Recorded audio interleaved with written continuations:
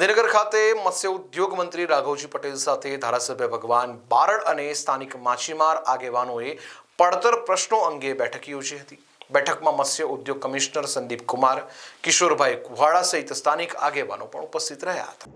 ધારાસભ્ય ભગવાન બારડ અને સ્થાનિક માછીમાર આગેવાનોએ પડતર પ્રશ્નો અંગે એક બેઠક યોજી હતી। આ બેઠક મત્સ્ય ઉદ્યોગ મંત્રી રાઘવજી પટેલ સાથે યોજવામાં આવી હતી, જેમાં માછીમારોને લગતા પડતર પ્રશ્નો અંગે ચર્ચા વિચારણા કરવામાં આવી હતી। સાથે મહત્વના નિર્ણય લેવામાં આવ્યા હતા, જેવા કે OBM બોટ માટે માછીમારોને આપવામાં આવતી કેરોસીન પેટ્રોલની સહાય પ્રતિમાસ 450 લીટર કરવામાં આવી છે। આ સહાય પહેલા 150 લીટર આપવામાં આવતી હતી, જેમાં 3 ગણો વધારો કરી 450 લીટર કરવામાં આવી છે। ઉપરાંત મંત્રીએ જણાવ્યું હતું કે બ્રીડિંગને લઈને 15 દિવસ સિઝન મોડી શરૂ કરવા નિર્ણય લેવામાં આવ્યો છે, જ્યારે નાની મોટી બોટો માટે આ નિર્ણયમાં છૂટછાટ આપવામાં આવી હોવાનું ધારાસભ્યએ જણાવ્યું હતું।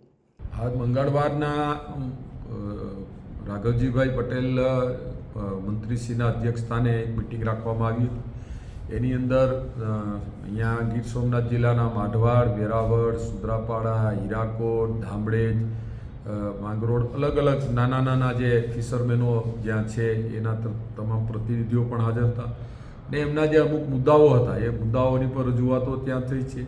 એના મેઇન મુદ્દાઓ હતા કે ભાઈ પેટ્રોલની અંદર નાની હોડીમાં જે પેટ્રોલ વપરાય છે, પેટ્રોલની અંદર જે અત્યારે 150 લીટર આપવામાં આવે છે એની અંદર વધારો કરવો તો સરકારે સહજ સ્વીકારીને 450 લીટર પેટ્રોલ આપવાની પણ ત્યાં સરકારે ખાતરી આપી દીધી છે।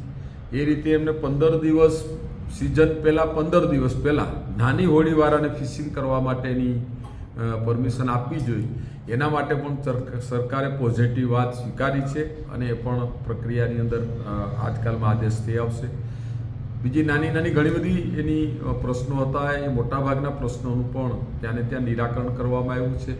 જે સેન્ટ્રલ ગવર્મેન્ટને લાગતા હોય એવા મુદ્દાઓ હતા એમને અહીંયાથી રાજ્ય સરકાર દરખાસ્તના રૂપની અંદર એ રજૂઆતો પણ કેન્દ્ર સરકાર સુધી પહોંચાડવાની રાજ્ય સરકારના પ્રતિનિધિઓએ પોઝિટિવ વાત સ્વીકારી છે। એટલે આવનારા સમયમાં ફિશરમેનો માટેના બાકીના મુદ્દાઓ માટે પણ એના પ્રતિનિધિઓ જે છે બંદરોના, એ પ્રતિનિધિઓ સાથે વાર્તાલાપ કરીને એમના જે પણ કાંઈ મુદ્દાઓ હશે, વ્યાજબી મુદ્દાઓ, એ મુદ્દાઓના રસ્તો કાઢવા માટે, એમનું સોલ્યુશન કાઢવા માટે રાજ્ય સરકાર, એનો વિભાગ, તમામ લોકો પોઝિટિવ એના માટે તૈયાર છે અને એના માટે ઉકેલ કરવાના તમામ પ્રયત્ન કરશું।